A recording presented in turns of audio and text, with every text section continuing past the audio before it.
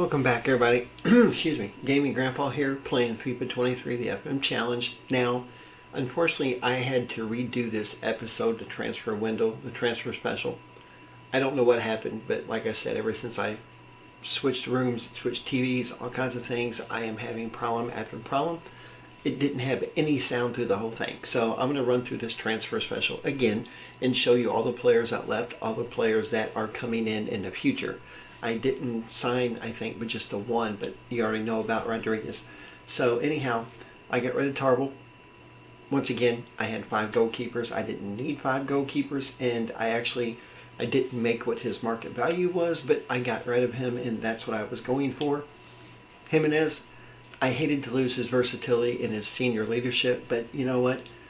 For $350,000 is what he was worth. He was definitely declining, and he wasn't any better than a lot of the kids that I already had on a team. So I got rid of him and actually made a profit. Now, this one is an interesting case because I could have made a lot more money off of him. They offered me about 2.2 million, I believe. But remember when I said that in the MLS you can trade all kinds of things? Well, I took less money and traded an international foreign slot from Real Salt Lake for 2 years. So that's why they only paid 1.3. So it really wasn't that bad, and I'll get into the international player slots here in a bit. Now Rigoni, I hated to get rid of him, but he was 29. He's going to start declining, and he wasn't going to get much better than that. However, for 20 million, I was more than happy to let him go, especially since I had replacements lined up anyway. Gallagher, same thing. Just wasn't good enough, wasn't going to play, made just a little bit of profit compared to what he was worth. Now this kid I'm very high on. We sent him to Rome for 2 years, and he's 22. He's going to come back, and he's hopefully going to be my starting goalkeeper when he comes back. Now, they did a loan to buy option. It's really hard now in this version of FIFA to loan players without them wanting to buy them. Sometimes I just want to loan them to get them play time, which is the case for this kid because, you know, I had Vaklik, who is my captain, and he's my senior goalkeeper, and this guy wanted a crucial role. I mean, he's good enough, but I didn't want to lose him because of that, so I was alternating games. But then he came to me and said, hey, I need more games, coach. I said, okay. So we loaned him out, but he's going to be a pretty good player for us in the future. Now, Tajiti, once again, I hated to get rid of him, but he's not going to get much better. He's one of them guys that pretty much has blossomed younger, and this is pretty much about as good as he's going to get. I mean, he was a good player, but as you can see, he was only worth not even 4 million, and I got 6,300 or 6.3 million for him, so I had to jump at that chance. Plus, it's not like I don't have any strikers waiting to come up anyway. Now, this gets into my pre-contracts. Players that were contracts were getting ready to expire, 6 months left on their contracts. I was able to swoop in and get this kid. I have always liked this guy when he was in the Premier League. I used to watch him. You know, I'm a Man City fan, of course, but I had to use up a DP slot for him because he wants 30,000 is what he's making a week. He's going to be my highest paid player. Now he's going to get better, so I'm not worried about getting the value back from him. Plus, it's kind of like signing a free agent because he's not really costing me anything but salary, and my salary is already configured into the financial, so we're good.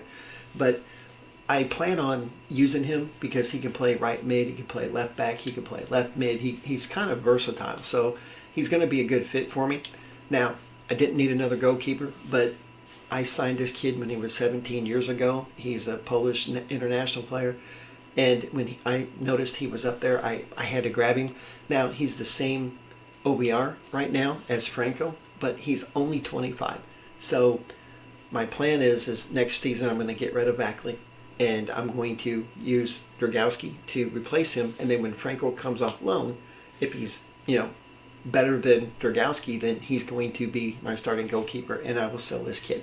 So, but once again, pre-contract players and free agents, I mean, how can you not sign them if you have the space for them and if you have a plan for them to, you know, make some money? So that's what it's about. All right, we already covered Rodriguez. He was a hell of a signing. He is currently filling in for Rigoni, and he's only going to get better, and he was 4 years younger than Rigoni, so he was pretty much a no-brainer.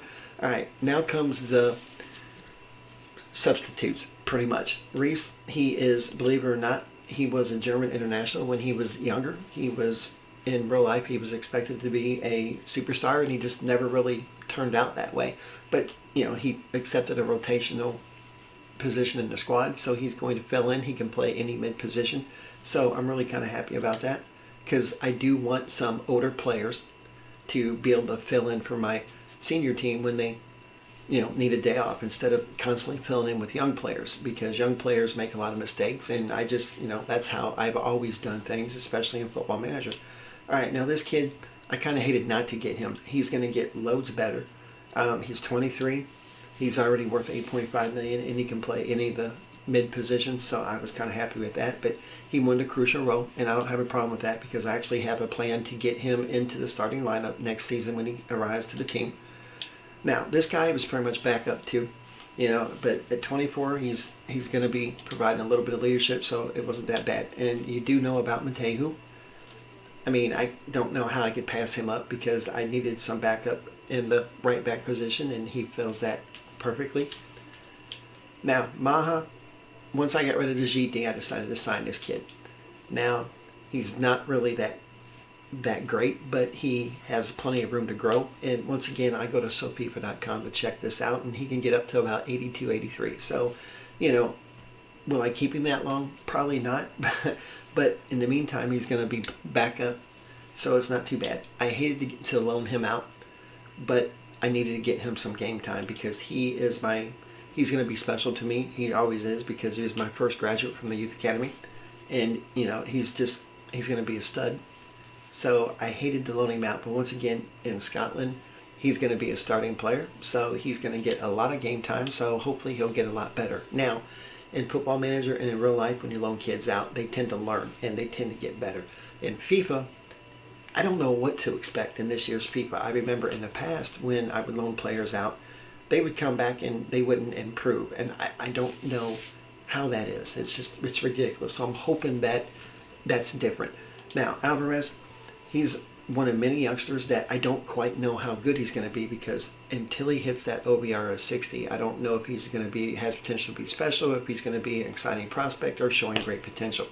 He's probably going to be showing great potential because he's only worth not even $1 million yet, but he is only 17, so he's going to be one of them kids that I decided to loan out, because he's not going to get hardly any game time here, and at these other clubs he's going to be able to play, so he should come back better.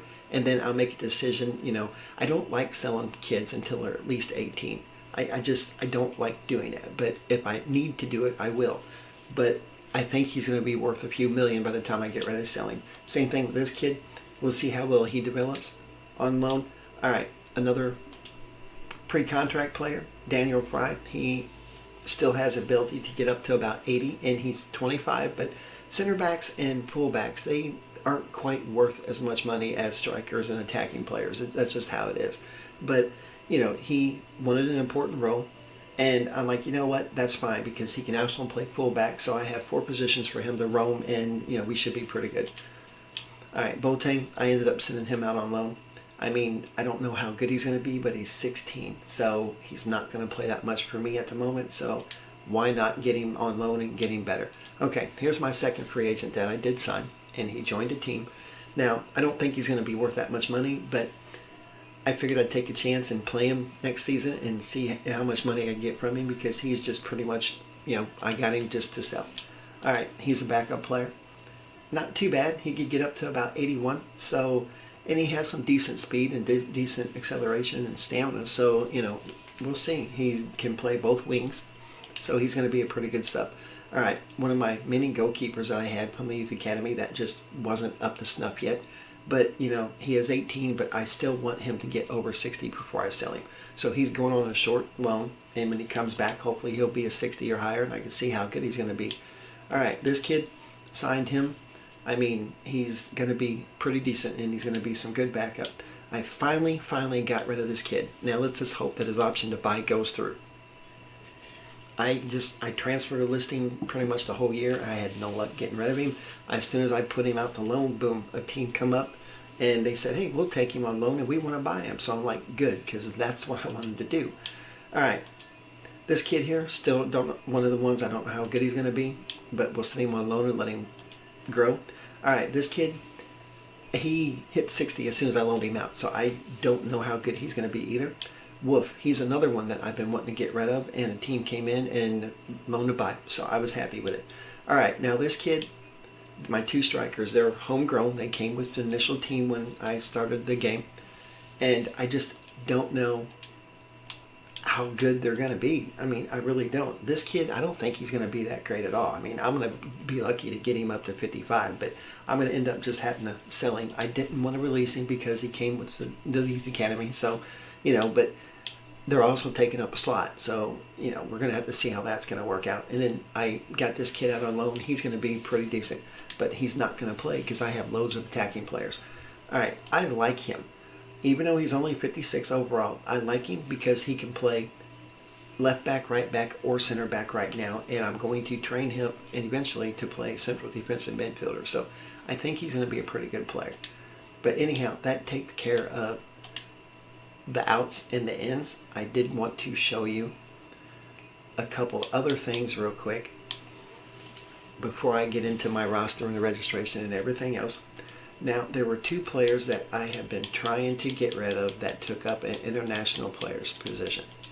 And I couldn't get rid of them no matter what I did. So I just outright released him. It cost me 86 grand to get rid of him. But I didn't have a choice. He just wasn't good enough to play. And he didn't really have that great of traits. So I managed to release him. I'm allowed to release 2 a season, it seems like. And that's what I did. Alright, here's another one. This kid, well, he's not a kid. He's a kid to me, but probably not to you guys. But I couldn't get rid of him. And I'm like, he's never going to play for me. He's not good enough. I mean, even as backup, because he took that international player's position spot. And at the time, I didn't have any room for him. So I made a decision and I just released him. But that's the 2 players that I've released. And I got rid of. Now, some other things that I did before we get into the registration. I hired some new scouts. What I did, the instructions I have them on are to find my world-class young players, and then this is going to find all the really good players that aren't world-class. So they're not necessarily showing great potential, but probably some exciting prospects. So I want to catch all the youngsters that I can and see what I can do. This is my 23 to 26 age, contract expirations. That's what that's for. I'm probably going to change that in the future to have a little bit more to get better players, but I changed scouts. I brought them all home. They're all just kind of chilling. This guy's a 5-star, 5-star. He's a 5-star, 5-star. I got this guy to get rid of yet because he's only a 2-3. Eventually, I want all of these to be 5-5s, but he's a 4-4, he's a 3-4, and a 3-4. I don't have a problem with them right now, especially since they cost about $5 million, but I am going to get rid of this guy in the future. But my plan is to send each scout and just have them sit in a country like Germany, France, Italy, Spain, England, and then I'm going to have one that's going to be rotating just wherever I want to send him, just to kind of catch them, special kids that are in these minor countries. So that's pretty much that. All right, now my youth squad. I did sign a few more players, and I have a goalkeeper that when I signed him, he's 16, and he was worth 1.9 million. So he's going to be a stud. All right, I don't know how well some of these players are going to turn out, but the 15-year-olds are all going to be homegrown. And there's a couple more that I got 15 and they're 16 now that would be homegrown. All right, this guy and this guy were each worth about $1.5 million. So I was really excited about that. And then this is my homegrown player that came with the game. He was my pre-order bonus for that homegrown status, and he's only 16. So I'm looking forward to him coming up. I mean, look at the skill moves and weak foot already. So he is going to be a heck of a player when I get him up into the main team, the senior team, so it's going to be kind of exciting. All right, so real quick, we're going to go over the squad hub. All right, I have a lot of players on loan. Now, once again, my plan is to get rid of him and to have Drukowski fill in for him. He is my current captain, but he only has 1 year left on his contract, so it'd be a good time to transfer list him. And my plan was never to keep him full time anyway, because he was 32 when I signed him. He's been a good player for the team. That's not the issue, but I like to rotate my players, and cut bait when I have to, and when I get a good deal. And he was worth 10 million. Now he's worth 7. So as you can see, he's starting to decline. All right, this kid I never could get rid of, but you know what? At the end of this season, if I don't have a good offer for him, I'm just gonna release him. I'm not gonna play around with him. All right, he is my other goalkeeper that I signed as a free agent, and he's getting pretty good. All right, let me see here. I don't know how good he's gonna be yet, but maybe I can make some money off of him. He was a free agent, so it's really no harm, no foul. All righty, exciting prospect. He's gonna be pretty good. Mensa, I'm thinking I'm going to cut ways with him at the end of the season, just because I have better players. Odd is already pretty much worth more already. So, and Mensa's not going to get much better, honestly. And then I'm keeping this kid, of course. Killer, I'm going to get rid of. At the end of the season, his contract expires, and because he's under 23, he's just going to become a free agent. And no harm, no foul. He's just going to lead the team. Now, I have 2 center backs that I just love. But if you look at the value, Montez is definitely worth way more money than Denayer. Denayer, he might get up to 80, but Montez is going to definitely get over 80. And I don't know if I'm going to get rid of one of them or not. If I have a good offer come in, I'd prefer to get rid of Denayer than Montez. Ooh, Montez is currently my captain too. I forgot I changed that. All right, this kid, I'm going to probably get rid of him next year. Remember, I signed him as a free agent. It's free money, so why not? All right, and then Wrench is my current starting right back, and I'm going to plan on keeping him for a few more years. This kid, I'm probably going to have to loan him out because he's just not going to play as much as I'd like him to play. All right, now, he became a international player this year, so that was great. It took away his foreign player slot. He got a green card, so I was very proud of him. All right, he's going to be a stud when he gets bigger. All right, this kid, same thing. And of course, you know about Busio. All right, this is another Youth Academy graduate, and he is already going to be a stud. He's going to be really, really good. All right, now Driussi, I had a team come in for him. He had a release clause of $25 million. And I'm like, hell no, I'm not going to lose you yet, because, I've signed him to a new contract, and he is a current DP because of his wage. They're allowed to make 11,775 and still be under the DP salary cap rules. So he is now a DP, and coming next year I will have 4, and it's going to be a problem because I only have 3. But Backlick, I'm going to get rid of him, so we'll do it. We'll make it work. And then Finley, at the end of this year, he's going to go bye-bye one way or the other. So that's pretty much takes care of the rest of the team. Bellotti, I'm going to keep him for a couple more years because he is only 28, so he's going to increase, so it's pretty good. But anyhow, I'm going to go into here real quick and show you my registration. Now, everybody on the team is registered for the rest of the season, because I actually have 3 openings left that I could bring up some other players, but I'm not going to. So this is going to be the team. So it's pretty good. Now, unfortunately, I was going to show you the game where the first game after the transfer window. And I did, but my sound didn't work. And it was Nashville on Saturday the 3rd, and we won, and I had that game recorded, but there was no sound. And therefore, I'm going to have to break one of my rules, and I'm sorry about that. But the next episode I'm going to show, of course, is the Cup game. But I'm going to end up doing the last 2 games of the season to make up for the one that I missed. And, of course, the last game has always, been on the schedule anyway. But anyhow, guys, that's pretty much all I want to do in these transfer specials.